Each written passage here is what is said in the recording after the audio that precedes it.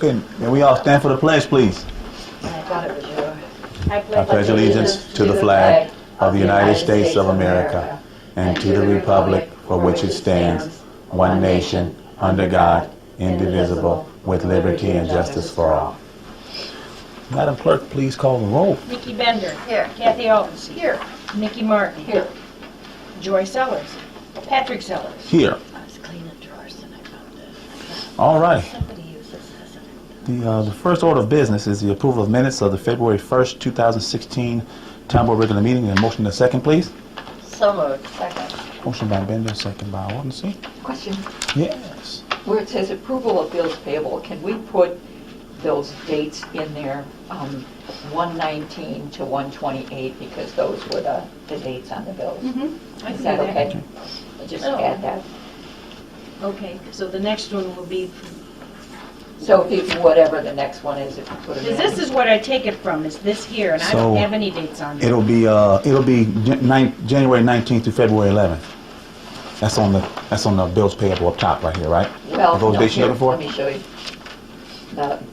For these minutes Right. from February 1, Mm-hmm. these were the bills payable. It should be the And they top. were from January 19th to the 28th. Right, the 28th. Yeah. So you want this date. So just that date should probably be in the minutes. Okay. If we're going to put those Okay. figures in there, that way there's a trail, Okay.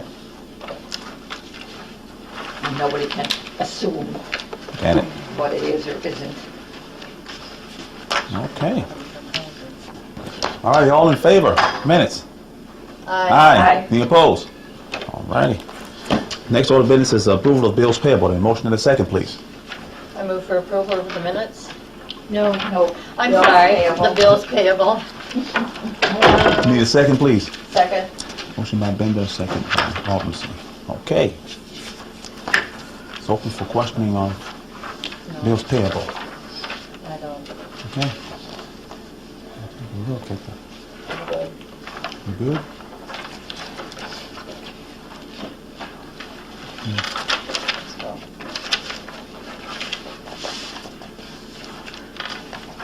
Okay. I guess, Madam Clerk, please call the roll. Martin. Aye. Sellers. Aye. Aldenson. Aye. Bender. Aye. Sellers. Aye. Motion passed. All righty. Okay, you all please sign this and pass it around. The next order of business is supervisor's report. I have some things to hand out. Here is the tentative timeline for the public hearing for the proposed budget.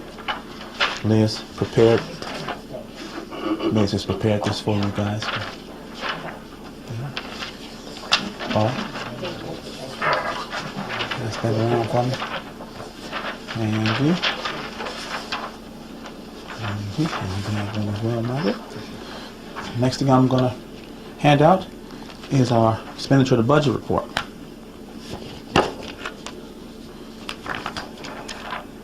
Trustee Martin. Oh, I'm sorry. Sorry. I set you back up. Okay? Sorry about that. That was my fault. There you go. There you go.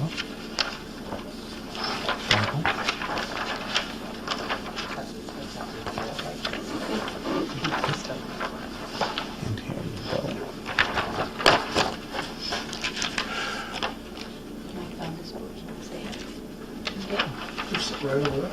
It was sitting right over there. It was sitting right over there. Yeah. On the shelf. On the shelf. Yeah. Somebody found it because it wasn't there last week. Sure it wasn't. Sure it wasn't. Sure it wasn't. It was there. Patrick, just Yes. have a question. Mhm. The proposed budget appropriation ordinance will be available for public view from when to when? I think it's up for, yeah, what is it, for 30 days? Prior to the public meeting, yeah. So, I just want dates, and I don't want to get them wrong. So after our meeting on the 7th, it would start the next day, March 8th? Mm-hmm. Yeah, So it would in the be paper for 30 days. 3/8 to plus 30 days, whatever that is. So that goes into 4 something, Or 7, probably. Mhm. April 7th or so. April 7th, okay. All right. It's easier if somebody asks if I have dates. Okay. Are there any more questions? Let's take a-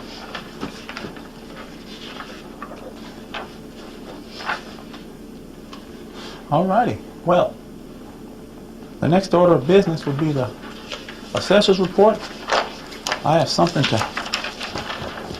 hand out prior to her report. Take a look at it. It's like Yeah. mine coming. Use that. Yeah. I'll take the dollars. Yeah, you too. He's smiling. You know, he's Sure, actually in that goes that shock. way. Oh, this one goes this way. Okay. Now, this is Oh, your God, do I have that thing, right? This That is, you're handing out, it's still this is under the your ass- report, or what? That's the asset. Yeah, you can hand that under my report. Okay, I handed it out. School So- district, 60%. and then this is a newspaper article. Yep, and that's from the assessor. Pass From those the around. assessor, so this is Yes. from you, Cindy. It is. Yes. Okay, Okay, so, just when you think things are done, right? We have an article in Saturday's paper, and how to roll back tax burden. Well, I've got to make my comments and statements. So tonight, in regards to this article, I'm going to try to keep things precise. They are all factual. They are all available, any information to the public. Mr. Fonda projected the savings of eliminating my office to be $140,000 out of $240,000 budget. So he believes he can find persons to do the job I and my staff do for $100,000. That would indicate paying 4 people $25,000 a year. Now that $25,000 would include benefits, okay? that's below poverty. Thank you. There's the old adage, you get what you pay for. Within my office, I have 36 years, my chief deputy 21, and my 2 deputies have 16 and 15 years consecutively. They all came with previous skills and knowledge, as they all worked for the county previously. All of them? All of them. So their skill and knowledge is invaluable. I can't speak for other assessors, but I do the same work my staff does. Value properties, of course my focus is on commercial and industrial. Do the field work, which includes inspections and photography. Analyzing property value trends annually and value accordingly. So, if he plans to make that change, he does need to hire 4 people, not just 3, which is what I think he was hedging to do. We do all of this. He means, This is all Dave Mr. Fonda. Fonda. okay, so He's you're, the author to the editorial. We do this with the knowledge and understanding of the market value within Freeport Township. We don't use somebody else's values. Our values are established by the market as it is being driven locally. We monitor it annually. And the idea that someone can hire anyone off the streets to do the work at the level of expertise that is done within my office is ludicrous. For someone to say that they can save dollars by giving the assessment work to the county can't substantiate that statement. It is a hypothetical. And by the way, we have just now made a large government bigger. Okay? He wants it to go to the county.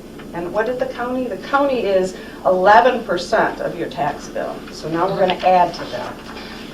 Mr. Fonda throws out legislation and numbers that he believes can be saved if we would eliminate township. First, Evanston Township, which was coterminous, and there was a large stockpile of dollars that the city of Evanston wanted to have access to. excuse me, Cindy, I'm trying to follow. Did they have those in reserve? Yes. Evanston had a reserve? Yes. Okay, Yes, and they were coterminous. yes. Okay, we were divorced 1999, I think. This Yes. is the infamous date. Yeah. Freeport Township just got ourselves out of a deficit this past year thanks to the new supervisor and this board. The next second one was the Citizens Empowerment Act. Speaks to duplicative, excessive, or unnecessary units of government. Since Supervisor Sellers took the office of Township Supervisor, Freeport Township has streamlined ourselves, and for the first time in I don't know how long, we cut a huge deficit and we're in the black. if you also want to see what good stewards we are of the taxpayers' dollars, we've currently, if you looked at the paperwork today, we've only expended 56% of the budget. We have a month and a half to go. Be proud, everybody. Yeah. We've done a good job. So which unit of government did you want to get rid of? Now, we're going to take this one step further. Everyone, please allow me this. Now, let me give you some history. Everybody here knows it, but I'm not sure the public does. So we're going to educate them tonight. The history and the relationship of Mr. Fonda with Freeport Township. 1. Freeport Township, in conjunction with the Veterans Assistance Commission, purchased a building owned by Mr. Fonda. The total cost was $376,723, with $26,723, which had been placed into escrow to build out areas that they needed to be done by contractors as directed by the seller. Without getting into the two values established by the appraisal done for this property, and depending on which value you, the party, wants to hone in on, Township and VAC paid $124,723 more than the fee simple worth. Now, fee simple implies that the property would have been on the open market. Anybody could have purchased it. There were no encumbrances giving you clear title. Well, Mr. Fonda also included in the contract for purchase, quote, further inducement to the buyer to purchase the property, seller agrees to make a charitable contribution to the VAC for the amount of $5,323. Notice, nothing came back to Township. Following the election and the change of acting supervisor, the question arose as to the legality of the Township purchasing a building. 1, without being given directed by the constituents of Freeport Township. 2, did Freeport Township have the right to purchase jointly with a body that was not a local unit of government? And there were other questions, and please forgive me, I really have tried to put this behind, but it keeps resurfacing. So we went into litigation, but once that had gone on, and at one point in time, Freeport Township wanted to release Mr. Fonda from the litigation, but the VAC didn't join us, so it stood. But once the VAC, on their own, again, without the involvement of the township, decided to sell the building, and it was going to be sold, the litigation obviously was ended. What did the building sell for? Less than 3 years, this building sold for $250,000, which was less than the appraisal done in 2012. So Freeport Township and the VAC took a loss of $126,723. And to top it off, as we closed the doors on the litigation, this township opted to pay Mr. Fonda 1/2 of his attorney fees. No, more than that. Did the VAC pay any of it? That I don't know. Now, one might ask if Mr. Fonda was truly interested in saving the taxpayers of Freeport dollars, he might have looked at the township maybe prior to the election, before Supervisor Sellers was elected, when things were really going amok. Oh, wait a minute. He financially benefited from the sale of the property, and the township paid for part of his attorney fees.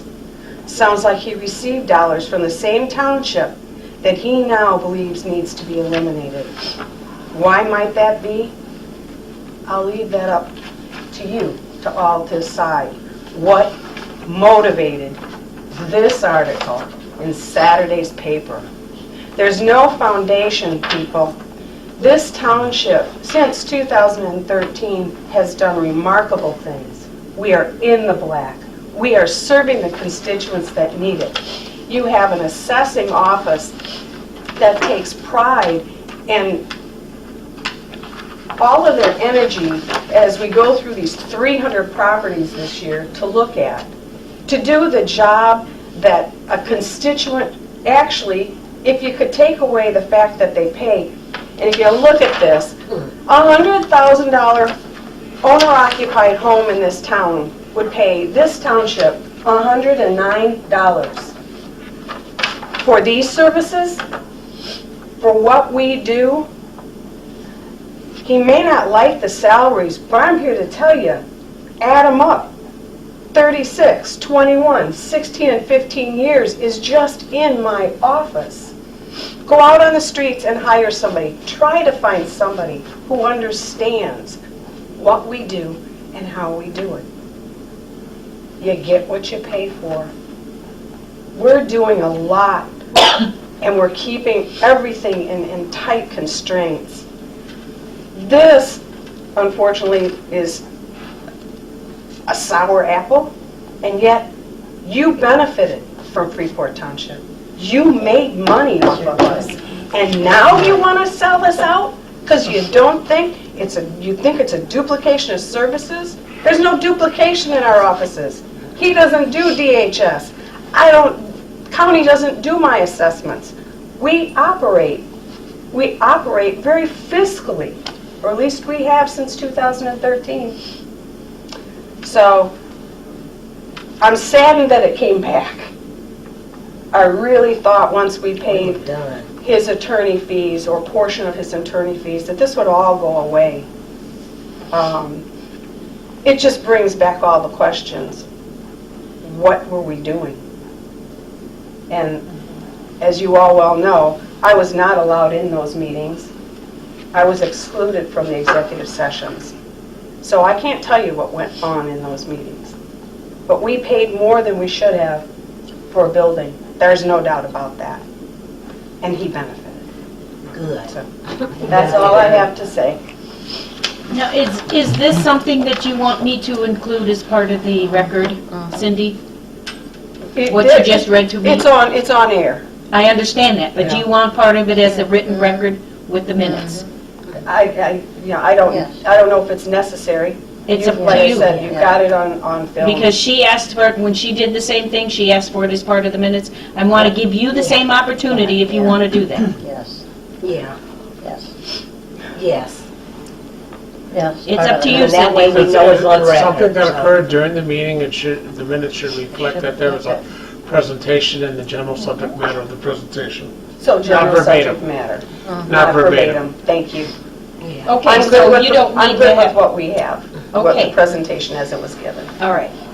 Well, then I will be sending this to you for the correct verbiage, Miss Put Cindy. that in the paper. Yeah, are you putting that in the Journal Standard?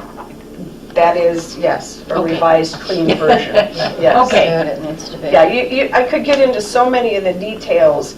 I just, I'm looking and I'm seeing where our money goes, and the fact that we have been so conservative. To 56% of this year's budget, people, you can't get any better than this. And that's because we work hard. We try not to overexpend unless it's necessary. And to see something like this, well, we just need to get rid of them. I think they need to hone in on which level of government they want to get rid of. It certainly isn't us. We're serving the public of this community. So, As I understand it, there isn't any way to do that right now, according to the legislation down in Springfield. Is that correct? I'm sure there is not right now, because I think they've foregone their time for referendums. And Because I think there was a special circumstance for Evanston, and then Because they were McHenry for tried it, and they didn't get any support. Right. So I did read that report from the lieutenant governor, and you know what's so frustrating is they mention townships, other people mention townships, but there's no way to get rid of them. So why would the governor put townships in as something they wanted to do if he didn't have a mechanism for it to happen? I can't answer what they're thinking in the state of See, Illinois. that doesn't make sense to me. There are bills proposed to make it much easier to Okay. abolish township. And so they're still pending. Yes, the last I heard, they were still pending. Okay. I am surprised that Dave Fonda would have even done anything like this when he was so involved in this whole mess. And he came out the winner. We sure did come out the winner. That's And correct. especially after we had to give him the last $7,000 that we gave him to pay half of his attorney fees. I just thought that was unthinkable, and I thought that was the end of hearing any more about this. Me too. I thought it was end of conversation. So hopefully this is, I don't know. 'Cause we got better things to do. right, Yeah. there you go. Anything else from Cindy? No, that's really it. Thank you. Oh darn, I want to hear some more. Next order of business is trustees report. Trustees. No. Nothing.